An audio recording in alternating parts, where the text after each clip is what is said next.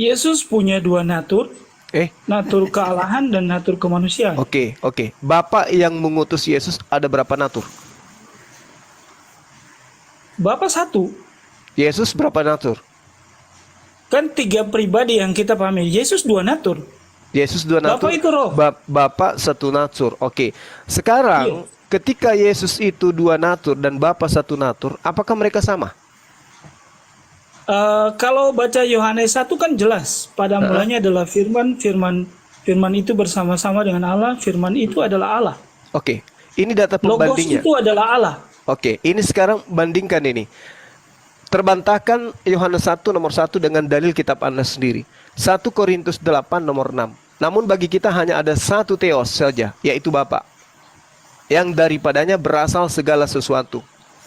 Dan untuk dia kita hidup. Dan satu Tuhan saja. Nah, sekarang kita lihat. Satu Allah yaitu Bapa, di situ diterangkan Theos. Satu Tuhan yaitu Yesus, di situ diterangkan adalah Kurios. Apakah menurut saudara Theos dan Kurios itu adalah sama? Theos dan Kurios berbeda. Berbeda. Anda pintar. Yesus Theos atau Kurios? Yesus dalam kemanusiaannya adalah Kurios. Nah, sekarang sang Bapa ini Theos atau Kurios? Theos. Pernah tidak dia menjadi Kurios? Yang turun ke bumi itu Yesus. Iya, yang saya tanya bapaknya. Yang Theos ini pernah nggak dia menjadi Kurios?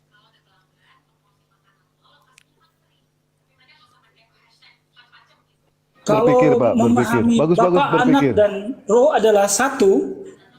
Enggak, ini kan sudah dibantah tadi, Bung. Ini kan Anda mengatakan satu, sekarang kita bantah dengan dalil kitab saudara bahwa mereka tidak satu.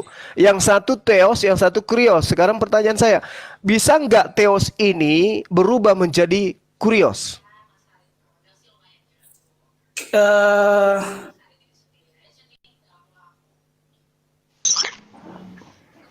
Nah, berpikir, Pak, berpikir. Bagus berpikir. Sebentar, saya memaknai dengan dalam dulu ya, takut salah ya. Ya, silakan. Nggak apa-apa loh. Iya, pakai Roh Kudus, memaknainya dengan dalam, pakai Roh Kudus. Bukan. Orang sekolah itu kita harus berani jujur menyatakan apa yang sebenarnya. Betul. Oh, siap, pintar. Termasuk kita nggak tahu pun kita harus berani mengatakan itu, Bu. Siap. Bukan kalah menang. Saya tidak memaknai kalah menang. Lanjut. Tadi Anda bilang gimana? Di dalam kitab saudara 1 Korintus 8 nomor 6. Namun bagi kita hanya ada satu Theos. Kan gitu. Darinya berasal segala sesuatu. Dan untuk dia kita hidup. Dan satu Tuhan, Kurios saja, yaitu Yesus Kristus, yang olehnya segala sesuatu telah dijadikan, dan karena dia kita hidup. Pertanyaan saya, kalau Allah sama dengan firman dan firman itu adalah Allah, sekarang pertanyaannya, satu Theos, satu Kurios, di situ ada berapa pribadi? Ada dua pribadi. Ada dua pribadi. Apakah Theos ini bisa menjadi Kurios?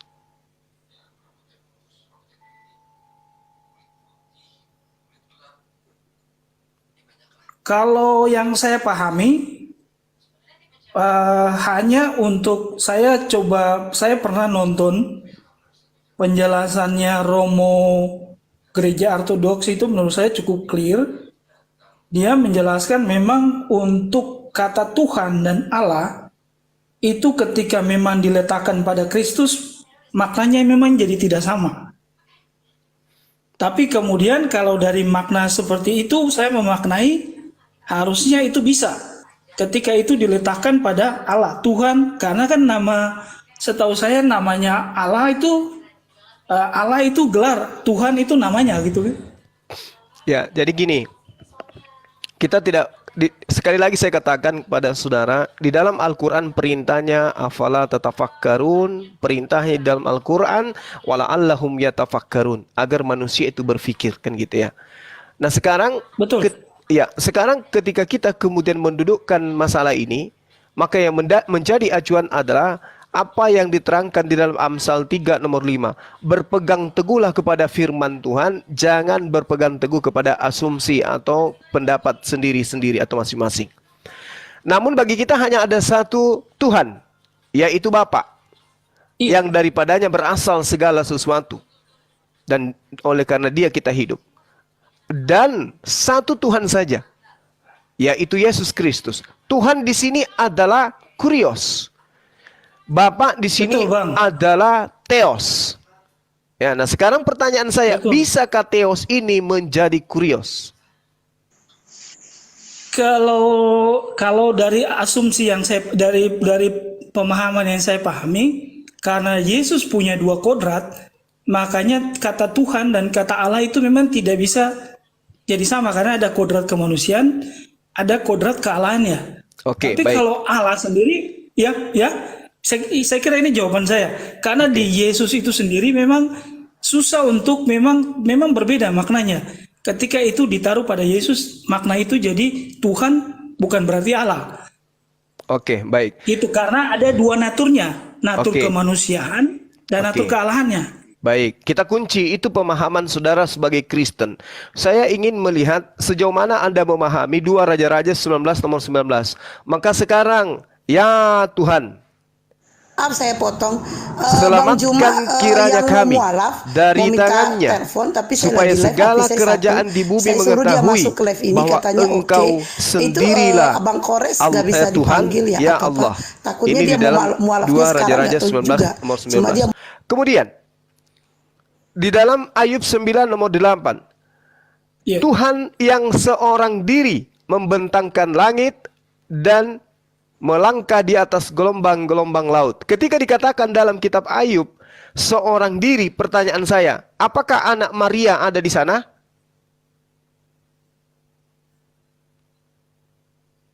Kalau kita memaknai, sebentar, saya jawab dulu biar tegas ini ya. Ya, Kenapa tadi kan abang tadi mengatakan saya panggil abang aja ya. Ini bentuk Siap. penghormatan saya. baik saudara, silakan. Eh, jadi Bang Suma kan ngomong pada raja-raja itu kan disebut Tuhan, Siap. ya kan? Sementara tadi pernyataan saya itu Allah ada Bapa, itu kan? Sebenarnya jawaban saya cukup tegas. Pada posisi Kristus memang Tuhan tidak bisa disamakan dengan Allah. Karena memang dimaknai Yesus punya dua natur. Tapi kemudian kalau baca yang di luar Yesus, Tuhan itu sama dengan Allah. Ketika tadi abang kutip raja-raja itu kan hanya menyebut Tuhan. Benar ya bang ya? Iya. Nah, makanya aku Saya kira kata, itu mungkin argumentasi saya dulu bang. ya, baik. Silakan. Nanti kalau saya nggak ngerti, saya akan cari jawaban. Abang nanya aja, nggak apa-apa. Kalau saya pun nggak ngerti, karena gini, saya belum terbiasa. TikTok ini saya baru 2 bulan. Jadi banyak catatan yang saya buat di komputer, sehingga saya memang mesti buka, sudah saya pilah-pilah semua, tapi saya nggak sempat, nggak punya akses ke komputer. Oke, baik. Saya rangkumkan dulu Bang, nanti Abang tanggapi. Ayub 9 nomor 8, yang seorang diri membentangkan langit. Pertanyaan saya, apakah Kurios ada di sana? Kemudian di dalam Mazmur 72 nomor 18, terpujilah Allah Tuhan Israel yang melakukan perbuatan yang ajaib. Seorang diri, pertanyaan saya, apakah anak Yusuf si tukang kayu ada di sana? Lalu kemudian di dalam Yesaya 44 nomor 24, beginilah firman Tuhan penebusmu yang membentuk engkau sejak dari kandungan. Akulah Tuhan yang menjadikan segala sesuatu, yang seorang diri membentangkan langit, menghamparkan bumi, siapakah yang menghampiri aku? Pertanyaan saya, apakah kakak pertama dari Nikodemus itu ada? Yakobus di situ sudah ada. Menurut saudara nih, menurut saudara. Jawaban saya sederhana bang. Iya, Allah berfirman itu dengan berkata-kata. siap. Allah, saya kira itu sama pandangan kita dengan, kalau saya salah tolong dikoreksi. Di Siap. Muslim pun sama. Jadi maka Oke. jadi. Yes. Tapi Allah selalu dengan berkata-kata. Siap. Sehingga ketika teksnya dibilang seorang diri, tidak bisa dimaknai Allah tanpa kata-kata, Allah tanpa roh. Karena itu bisa kembali kita merujuk pada ayat kejadian. pada mulanya bumi belum berbentuk dan roh Allah melayang-layang, gitu kan? Ada 3 pribadi yang bisa kita temukan dalam konteks penebusan, sehingga konteks penciptaan, sehingga kata seorang diri tidak bisa juga serta-merta dimaknai tanpa kata-kata, karena Allah mencipta itu semua dengan kata-kata, firman. Oke. Yang saya tanyakan bukan firman-Nya, bukan sifat Tuhan. Bukan sifat kalam.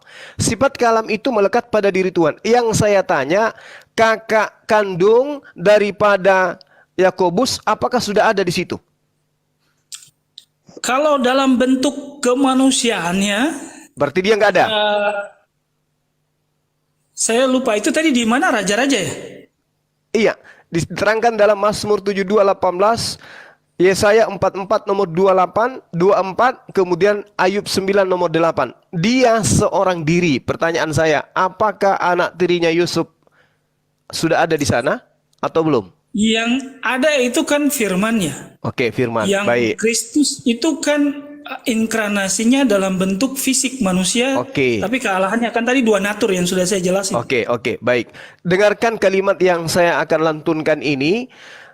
Dengarkan, simak dengan seksama saudaraku. Firman bersama-sama dengan Tuhan. Dan firman itu adalah Tuhan itu sendiri.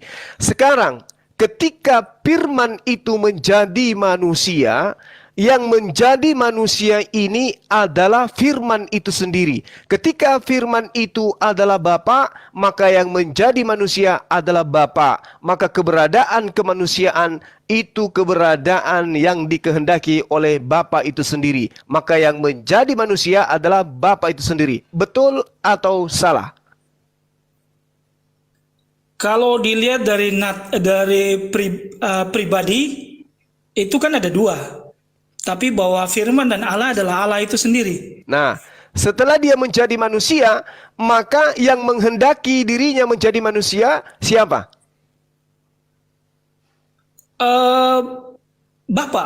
Bapa. Nah, berarti yang menjadi manusia itu adalah Bapa itu sendiri. Betul? Tapi tidak boleh dilepas dari firman-Nya, karena Bapa tidak bisa tanpa firman, tanpa roh ya. Iya kan gini. Firman itu bersama-sama dengan Allah dan firman itu adalah Allah. Ketika firman itu adalah Allah, ketika dia menjadi manusia, maka siapa yang menghendaki dia menjadi manusia? Dirinya sendiri atau ada oknum lain? Kalau dilihat dari ini bukan berarti ada urutan satu subordinat ya. Penjelasan saya jangan dimaknai sebagai subordinat. Allah lebih tinggi dari firman. Tetapi kalau dilihat dari itu kehendak Bapa. Berarti bukan subordinat ya Bang ya. Biar teman-teman yang lain paham. Kita tidak sedang saya sendiri sedang menghilangkan itu. Bukan subordinat, bukan. Sekarang ketika Tuhan sendiri, apakah itu Bapa, apakah itu firman, apakah itu Allah yang menghendaki dirinya menjadi manusia, maka ketika dia menjadi manusia, apa yang dia harus katakan? Apakah dia harus mengatakan, aku datang atas kehendakku sendiri, atau aku datang bukan atas kehendakku sendiri? Menurut saudara, yang mana yang benar? Ketika Yesus berbicara, Yesus lagi berbicara dalam misinya dalam kodratnya sebagai manusia. Sehingga dia mengatakan, aku datang bukan atas kehendakku gitu? Iya, tapi berarti dia pembohong.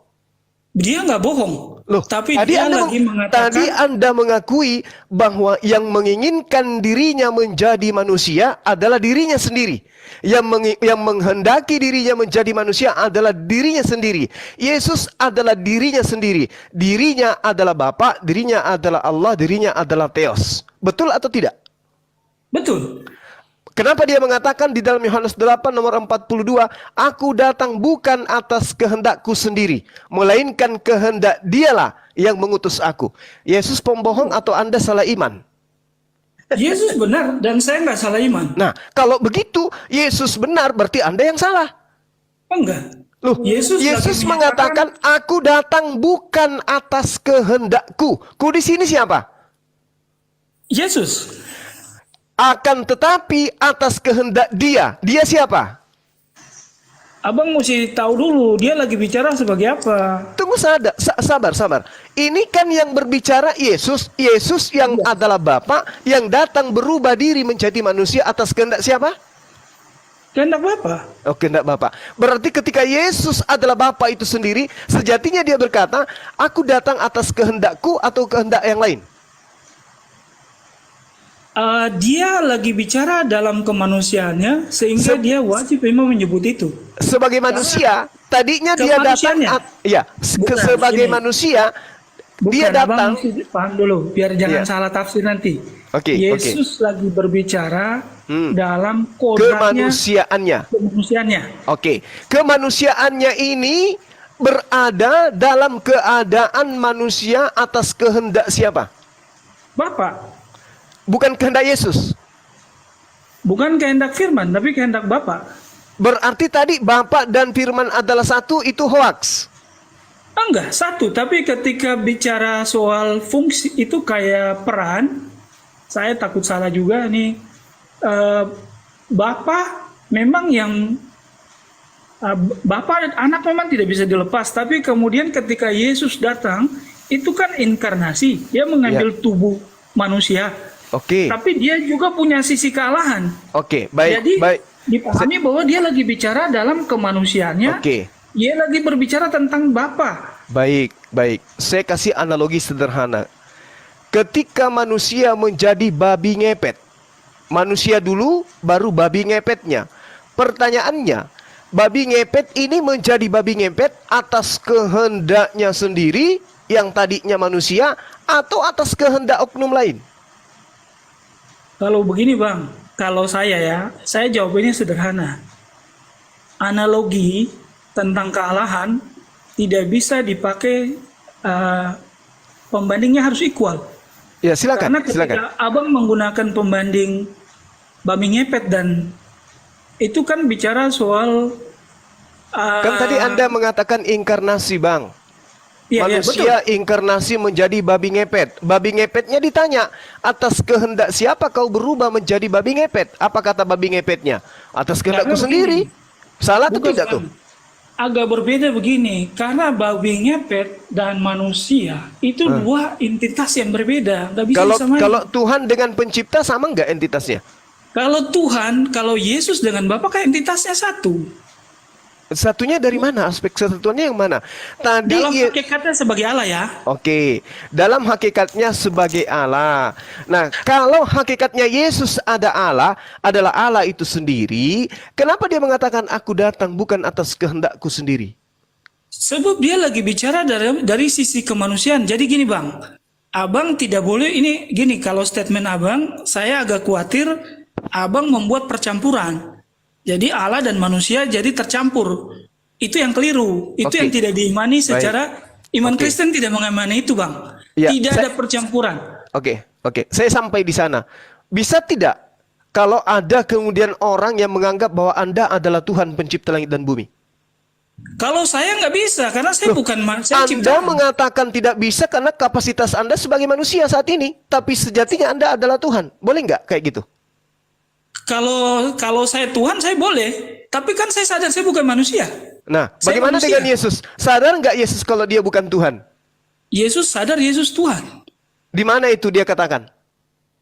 Anda kalau baca Markus saya berapa? lupa, 14 ayat 62. Oke.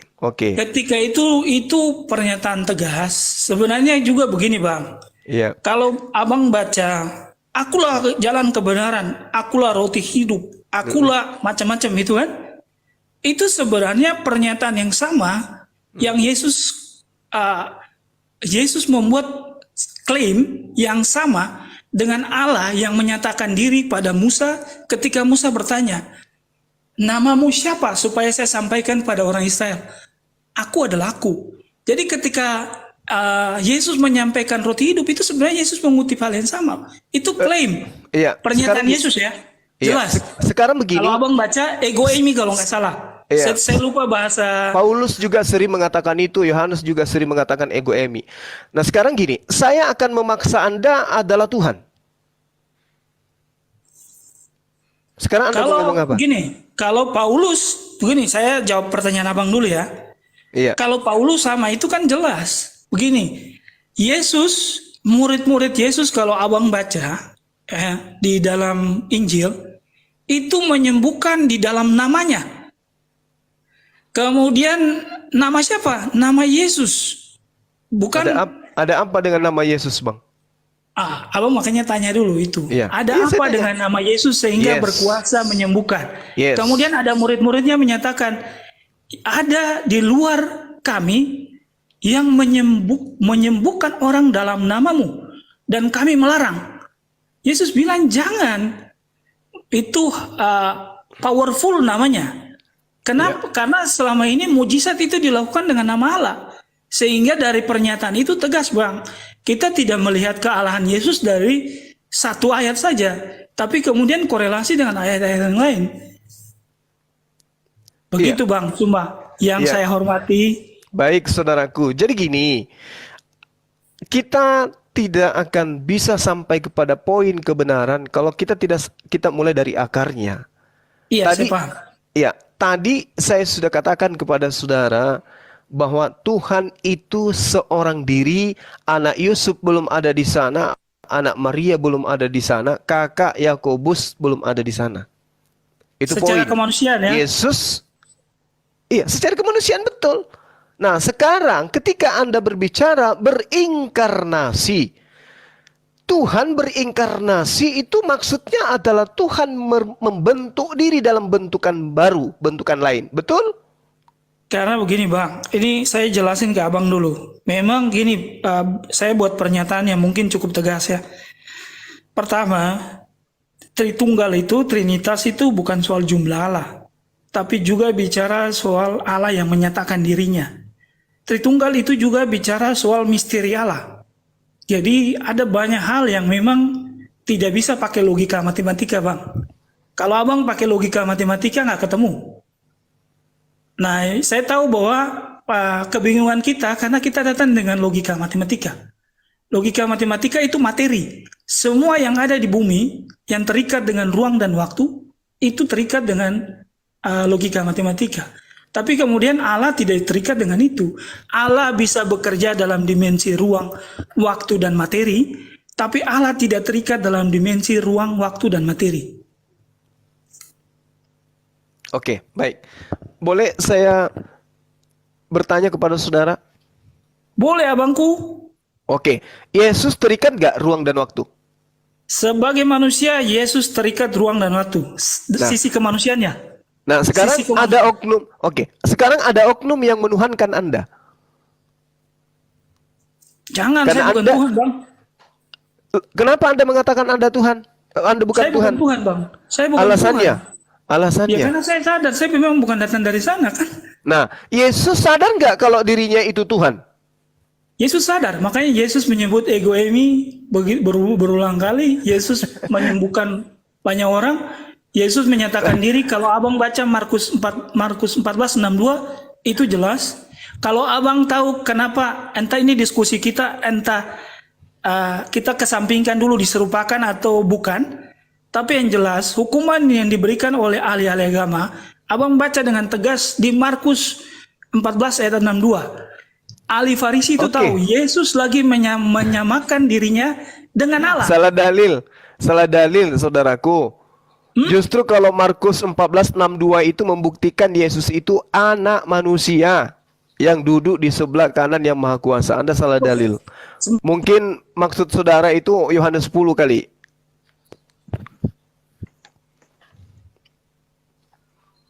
Jadi menurut saudara, Yesus sadar kalau dirinya Tuhan, tapi tidak ada pengakuan itu dari mulut Yesus. Nah, justru saya mengatakan jangan-jangan Anda lah Tuhannya. Karena Anda lebih tahu dari Yesus, kan gitu, Bang?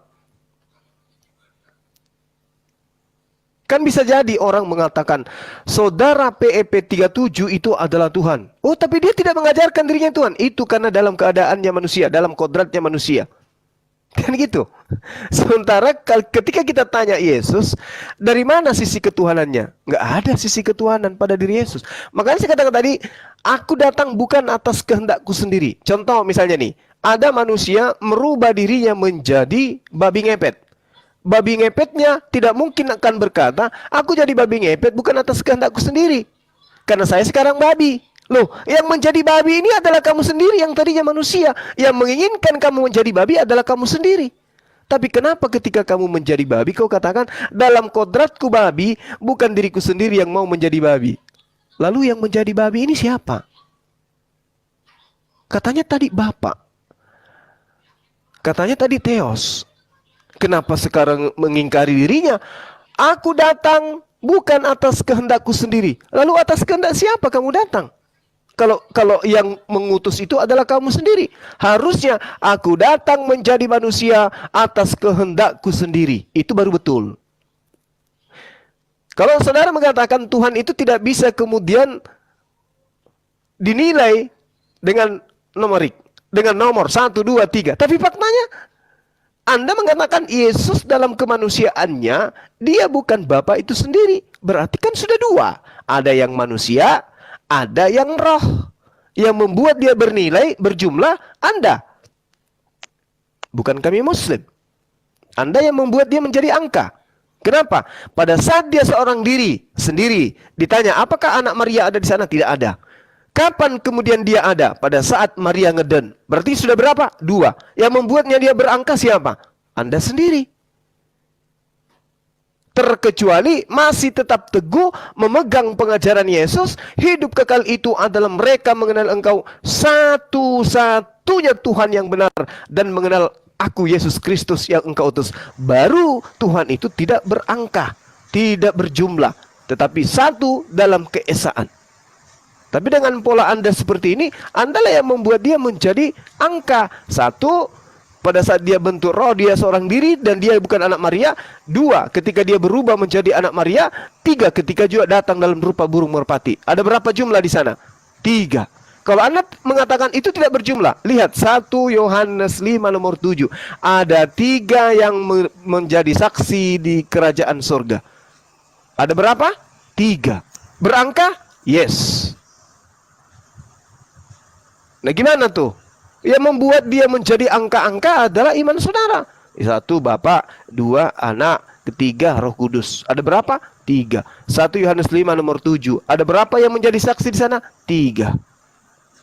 Sekarang kalau analogi Anda menjadikan manusia, tubuh manusia ini sebagai analogi Tuhan yang Trinitas itu, sekarang ketika saya bersaksi di pengadilan, seorang diri, boleh enggak saya mengatakan, saya bertiga menjadi saksi? Loh, mana yang duanya Pak? Hatiku, jiwaku, rohku, dan juga pikiranku yang menjadi saksi bersama dengan jasadku. Apa sedeng atau sinting atau gila ini menurut hakim? Sedeng. Makanya tidak bisa analogi manusia dijadikan sebagai asumsi untuk mengatakan Tuhan itu sama seperti manusia. Roh, jasad, dan pikiran. Tidak bisa. Tidak bisa. Karena ketika kita bersaksi, layaknya 1 Yohanes 5 nomor 7 di surga, kita tidak layak duduk di sana sebagai saksi dengan mengatakan, kami 3-tiganya saksi. Siapa aja yang 3 itu? Jasad saya Pak, rohani saya Pak, pikiran saya Pak. Oh nggak bisa. Saksi yang benar itu seperti yang diperhatikan oleh Yesus dalam Yohanes 8. Nomor 18 dan seterusnya. Jika aku menghakimi, penghakimanku itu benar. Kenapa? Karena aku tidak seorang diri. Nah, kalau tidak seorang diri, emang berapa orang? Berdua. Bukankah di dalam kitab Tauratmu dikatakan, ini menurut Yesus, 2 saksi adalah sah. Dan aku bersaksi tentang diriku, Bapa yang di surga juga bersaksi tentang diriku. Ada berapa saksi? 2. Itu baru betul. Tapi kalau Anda mengatakan, saya bersaksi berdua. Siapa yang kamu temani bersaksi? Jasadku dan rohku. Itu sedeng Pak. Sedeng, gak rasional. Sementara perintah di dalam kitab saudara, kasihilah Tuhanmu dengan akal budimu. Berarti akal yang harus menjadi filter kebenaran lalu kita imani. Demikian. Oke, selamat sore Samuel Aldo. Samuel Aldo. Selamat sore. Samuel Aldo. Halo, selamat sore Bang Robert. Selamat sore, Assalamualaikum. Shalom.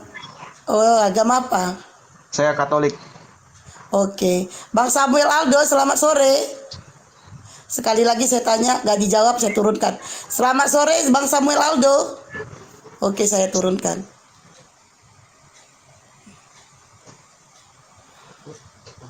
Oke, apa yang mau diskusikan Bang Robert? Ada yang mau ditanggapi pernyataan Bang Juma?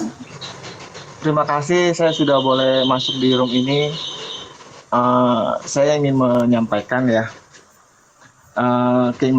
kalau keimanan itu perspektifnya vertikal ya. Kalau keimanan itu kenapa disebut iman? Karena panca indera tidak mampu, begitu. Jadi kalau agama lain menafsirkan agama lain, nggak bakal ketemu, gitu.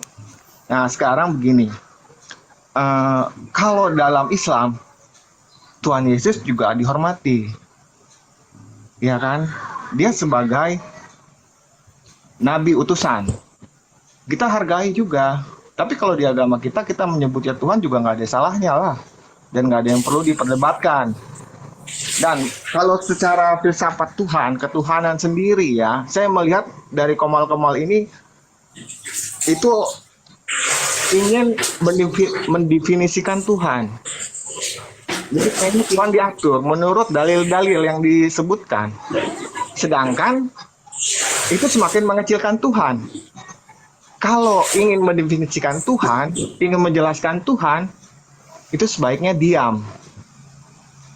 Karena bagaimana mungkin ya keterbatasan manusia itu dengan biji pasir ingin menjelaskan samudra, itu semakin mengaburkan maknanya.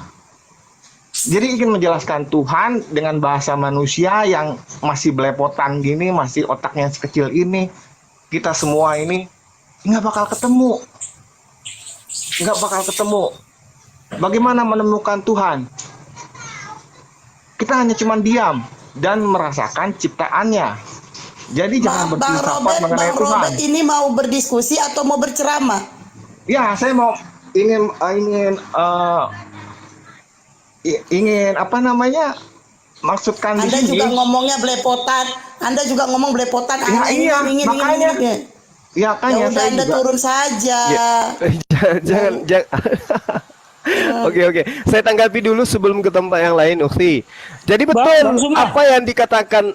Sabar, Bang. Saya tanggapi dulu yang barusan. Oke, betul apa yang saudara katakan tadi. Siapa namanya, Pak Robert? Mudah-mudahan Anda masih mendengarkan saya. Karena itulah kemudian Tuhan mutlak tidak boleh kemudian ditampar, diludahin, diseret, dibunuh. Kenapa? Ketika ada oknum Tuhan yang diberlakukan seperti itu, maka pernyataan-pernyataan saudara tadi itu tidak berlaku. Oke? Nah, sekarang di Islam, laisa kamitslihi syai'. Tuhan itu tidak serupa dengan apapun sehingga akal kita kemudian tidak bisa menjelaskan seperti apa wujudnya, seperti apa keberadaan, seperti apa kemudian dimensi yang dia punya. Nah, sekarang saya ajarin melalui kitab saudara. Di dalam pengabaran Bible 1 Timotius 6 nomor 16, dialah satu-satunya yang tidak takluk kepada maut. Yesus takluk. Bukan dia berarti. Bersemayam dalam terang yang tak terhampiri. Yesus terhampiri. Bukan Yesus berarti.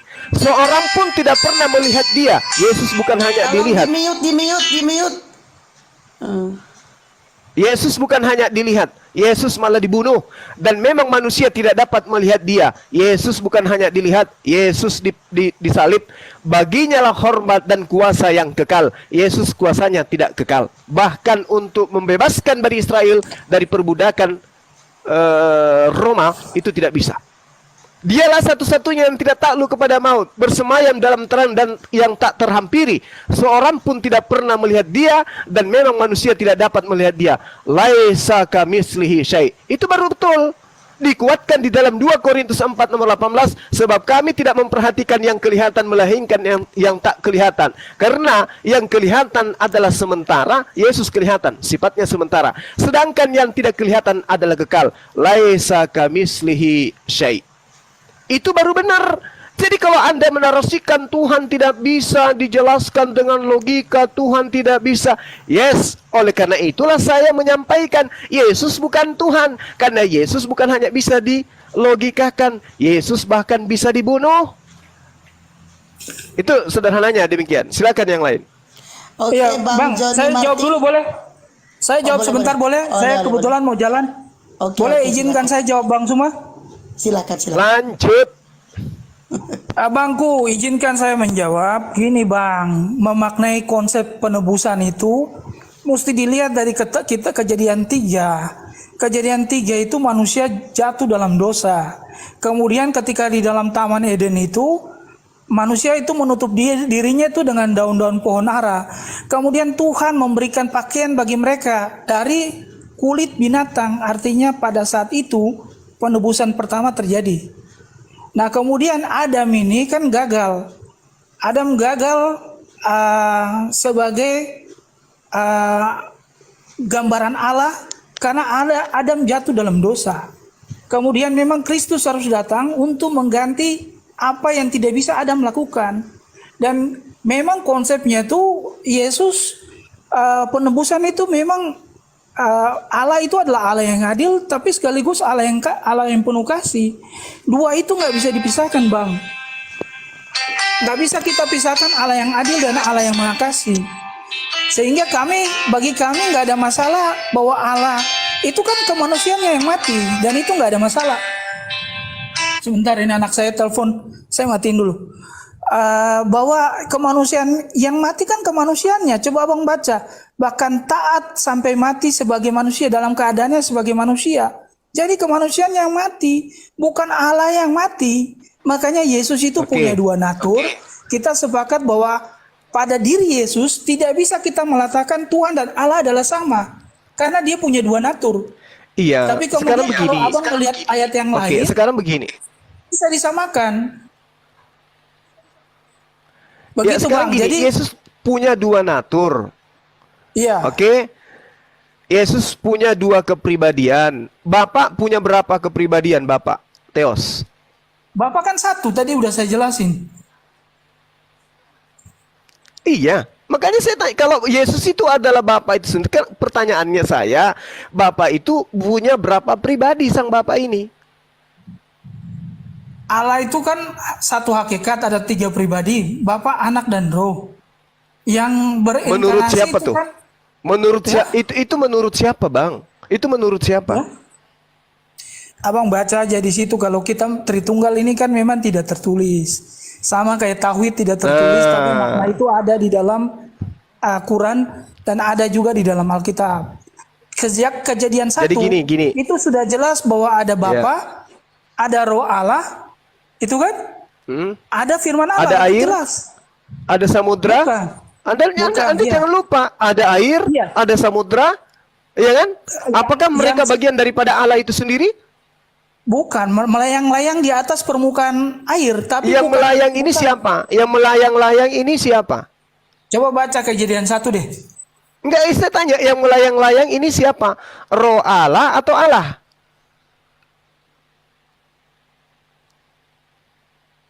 Ayo, Bang. Ya kayaknya bang lagi buka data.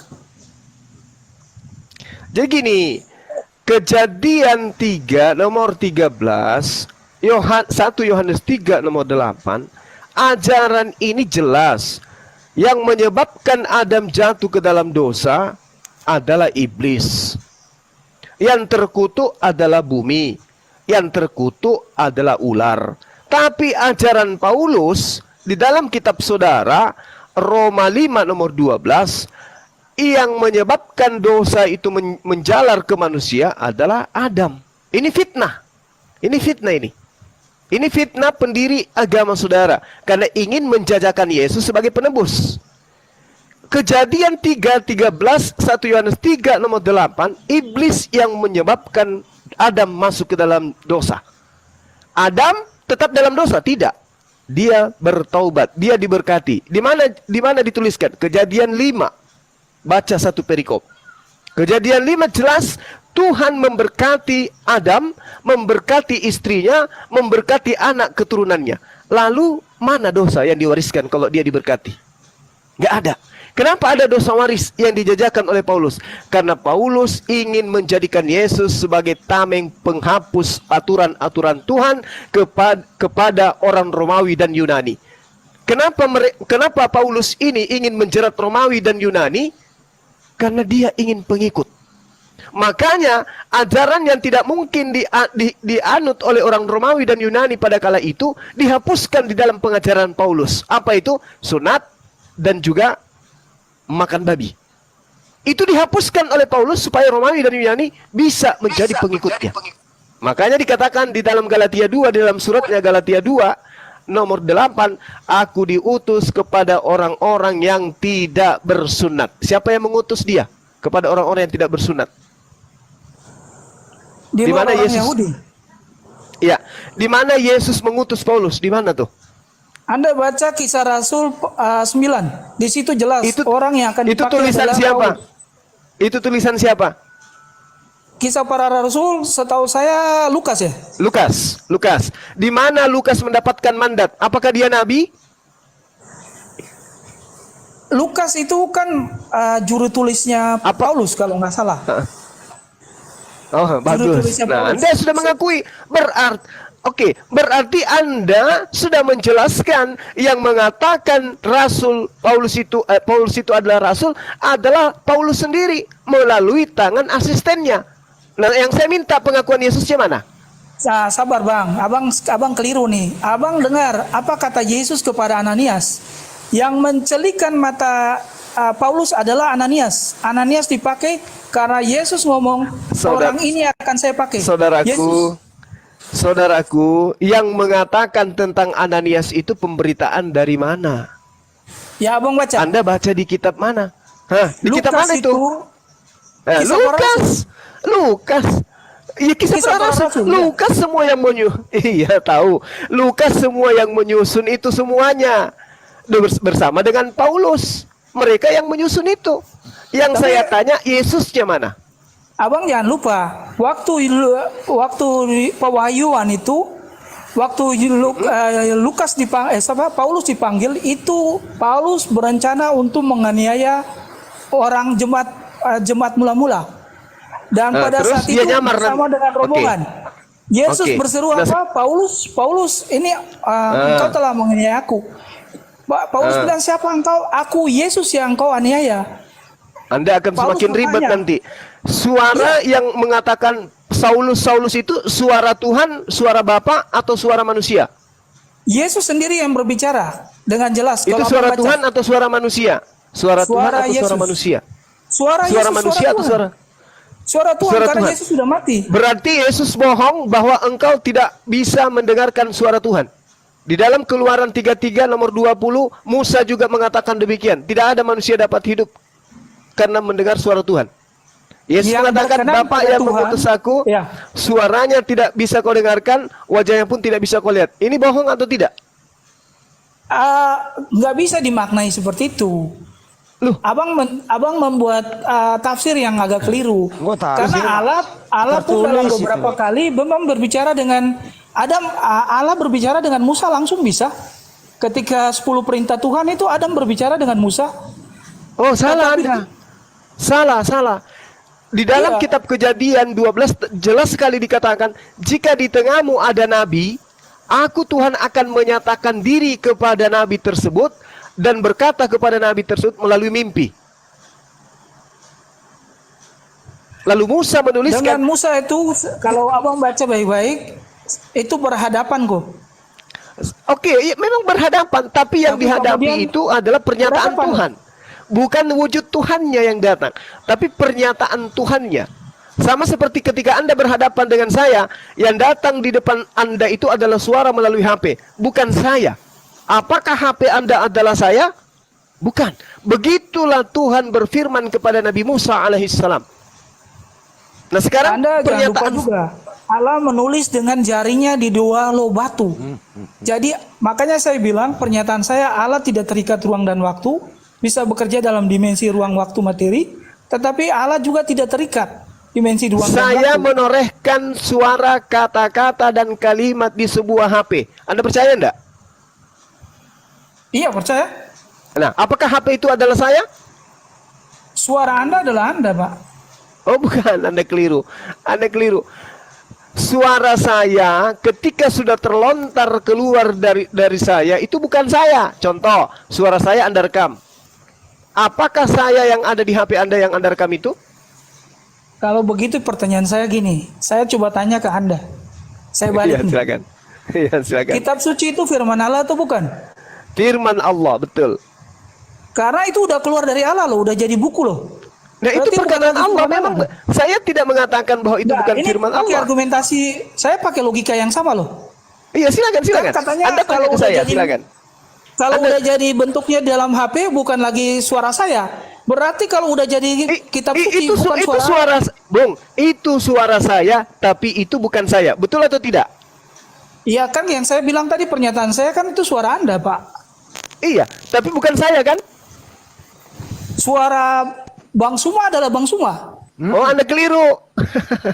Anda keliru. Iya. Berarti flash disk yang berisi suara saya Anda anggap Suma. Gitu. Sama kayak tadi saya pakai analogi yang sama. Firman Allah tertulis dalam buku firman Allah bukan? Firman Allah. Al-Quran Nah, itu betul. firman Allah. Tapi apakah Itu Al-Quran itu sudah- Allah? Bukan. Itu sudah lepas dari Allah loh. Iya, makanya saya tanya, apakah Al-Quran itu adalah Allah? Kalau kami firmannya kalau kami memahami firmannya itu adalah Allah sama. Nah, Firman tadi dan makanya Allah saya adalah tanya satu kepada kesatuan. Anda. Tadi di awal saya tanya kepada Anda. Struktur cara berpikir Anda ini yang perlu diluruskan. Tadi Anda mengatakan dan menolak data ketika Yesus mengatakan, aku datang bukan atas kehendakku sendiri. Anda mengatakan apa? Itu karena dia dalam keadaan manusia. Loh, yang mau menjadi manusia siapa? Kan Bapak. Yang merubah dirinya menjadi babi ngepet tadi siapa? Kan manusia itu sendiri. Terus kenapa ketika dia menjadi babi, dia mengatakan, dalam keadaanku menjadi babi, aku datang bukan atas kehendakku sendiri. Loh, kamu berubah Gini. menjadi babi karena kehendakmu Gini, sendiri. analoginya nggak setara. Setara, Bang. Kenapa? Setara. Nggak Setara. Kenapa saya bilang nggak setara? Karena babi ngepet itu ada komponen di luar manusianya. Kalau mistik itu Maksudnya? kan di luar manusia. Itu kan bukan Maksudnya manusianya. Kalau yang saya pahami, kalau orang Sekarang jadi babi manusia, ngepet, sekarang ini gini, kita pakai analogi manusia Abang Kuma tersebut, dulu. iya, Kita pakai analogi manusia Bang Kuma tadi, ya. manusia Iya. tadi merubah diri berinkarnasi menjadi babi ngepet, menjadi babi, kan gitu. Manusia. Nah sekarang, saya nanya sebelum lanjut, saya nanya, manusia Iya. yang normal bisa langsung jadi babi ngepet nggak? ya jangan kayak gitu. Loh, Ini ya, analogi. Kita analoginya. Kita mesti uji analoginya. Analoginya nih logis nggak? Karena analogi yang Anda Bapak ingkarin pakai- enggak? Anda ingkarin enggak bahwa di tengah-tengah kita ada instrumen yang dibangun tentang babi ngepet? Anda imani? Babi ngepet itu ada komponen manusia, ada komponen di luar manusia. Tapi kalau bicara Oke. Yesus, komponennya satu, sehingga tidak Apa setara. itu? Saya bilang, analoginya nggak logis. Oke, komponennya satu. Nah sekarang ketika Bapa itu maha kuasa, Yesus maha kuasa atau tidak? Yesus dalam kemanusiaannya tidak maha Nah, kuasa, itu tapi Yesus dalam berarti kealahannya tidak satu. Berarti Bukan. tidak satu. Loh, Nggak loh, bisa, loh. Bang. Yesus Nggak punya bisa. kelemahan. Yesus punya kelemahan, betul? Iya, sebagai manusia iya, tapi Bapak punya kealahannya kelemahan. Dengar. Bapak punya kelemahan tidak? Theos punya kelemahan tidak? Yesus sebagai Allah tidak punya kelemahan. Loh, Yesus sebagai manusia punya kelemahan. Sebagai sisi dalam kemanusiaannya iya. Ya, sekarang Bapak seutuhnya punya kelemahan. Enggak ada. Karena dia punya satu berarti natur. yang punya sisi kelemahan ini Bapak atau bukan? Yang kemanusiaannya dong nggak bisa gitu. Itu pertanyaan tertutup dan saya tidak terjebak. Loh. Saudaraku, terjebak dengan pertanyaan Anda mengatakan, oh jelas Anda terjebak, Anda yang menjebak diri Anda sendiri. Saya Tuhan tidak punya terjebak. kelemahan. Karena statement saya konsisten. Dengarkan. Tuhan punya Abang kelemahan tuh yang atau baik tidak? hati. Sang Theos. Bang, aku minta izin boleh nggak? Abang yang baik hati, Boleh. anakku udah Oke. telepon aku, tapi boleh nggak kita Oke. diskusi ini lanjut? Boleh. Nanti Habis tadi mungkin juga setengah boleh. jam atau 1 jam lagi saya akan masuk lagi. Kita akan diskusi soal ini 1 lagi. jam saya belum bisa. 1 jam kemudian saya belum bisa. Saya masih Oke. ibadah. Pokoknya Habis. nanti saya lihat Bang Suma ada di mana, nanti saya nimbrung deh. Habis terawih aja, habis Oke, terawih. baik saudaraku. Thank you. Anda pertahankan argumen Anda, saya suka. Habis tarawih ya. Iya, kita dialog yang berakal lah dan bermartabat, Betul. Bang. Oke, bisa kita ngegas tapi jangan hujat kan gitu. Betul. Tegas saja, Iya, jangan tegas. hujat aja. Oke. Siap, Ini 86,3. saya pun Oh, karena saya berasal dari suku yang memang bahasanya begini, Bang. Bukan Sama marah. kita. Iya, sama kita sama. Iya. Gak apa-apa, yang penting jangan kita caci maki ya kan. Iya, Keras boleh. sip. Ini dialog yang membangun kok menurut saya. Kritis boleh tapi jangan menghujat. Baik, serius kita ini. Lanjut. Ya udah, diurus dulu anak-anak kita diurus Ya. dulu, Bang. Mereka butuh Ya. perhatian Bapak. Terima Silakan. kasih ya Bang. Oke, Salam ya buat siap. semua ya. Oke, siap. Ini Bang Handi dari sekte mana, Bang? Batula SE, Batula SE. Batula SE. Udahlah kalau gitu Batula SE. Sama dong yang dibawanya. Sama. Yang dibawa juga itu. Iya. Aduh, apa yang mau didiskusikan Bang Handi? Apa? Anda Trinitas. Saya Trimurti.